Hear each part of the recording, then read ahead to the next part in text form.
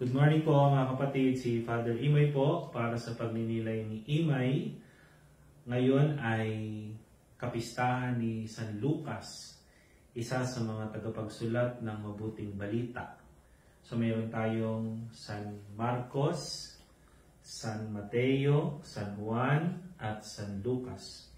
Yung mabuting balita sa Ingles ay Gospel, ay galing sa salitang Latin, Evangelium, o sa salitang Griego naman, Evangelion. Ang ibig sabihin po noon ay good news.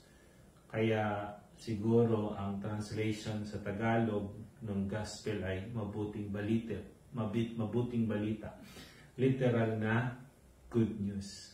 Okay? So ngayon, ang ating Ebanghelyo ay galing kay San Lucas, syempre.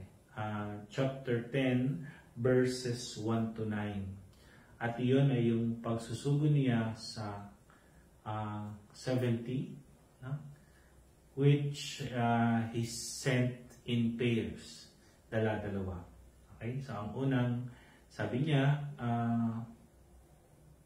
humayo kayo at ipahayag ang mabuting balita, no?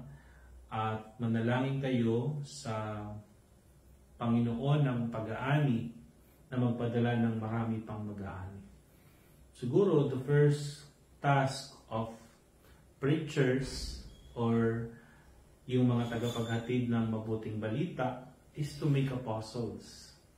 Yun. Ibig sabihin, sila yung mga tao na aantig sa puso ng kanilang pagpapahayagan upang yung kanilang mga pinagpahayagan ay maging katulad nila, na kung saan ay magiging tagapagdala din ng mabuting balita.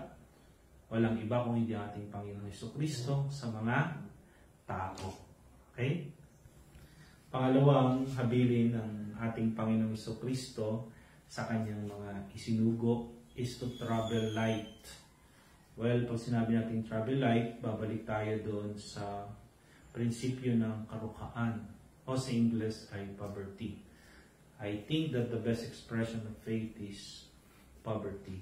Okay? Kasi yung pananampalataya ay nangangahulugan din ng pagtitiwala. At yung taong dukha lamang ang may kakayanan talagang magtiwala sa Diyos. Dahil kapag tayo'y marami, ibig sabihin masagana, baka ang pagkatiwalaan natin ay ang ating sarili, hindi na ang Diyos. At finally, ang misyon natin ay ibahagi ang mabuting balita. Good news are meant to be shared, di ba?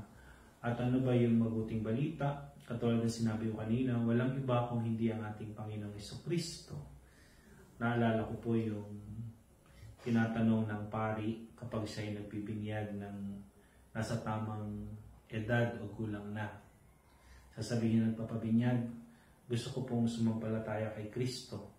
Tapos tatanungin siya ng pari, ano ang papakinabangang may dudulot nito? At sasagot ang mapapabinyag, ito po ay magdudulot ng buhay na walang hanggan. So ang mabuting balita, ang ating Panginoong Jesucristo ay nagdadala sa atin, sa ating pananampalataya, na mayroong patutunguhan ng buhay ng tao. Hindi ito mauuwi sa wala. At iyon ang buhay na walang hanggan. Nagpapasalamat po tayo sa mga tagapaghatid ng mabuting balita, sa mga misyonero, sapagkat ang mga misyonerong ito ang pumupukaw sa puso at isipan ng mga tao upang kilalanin ang Diyos na nasa kanila na ang mabuting balita. Walang iba kung hindi ang ating Panginoong Jesucristo. Maraming salamat po mga kapatid. Nag-iingat po kayo. God bless.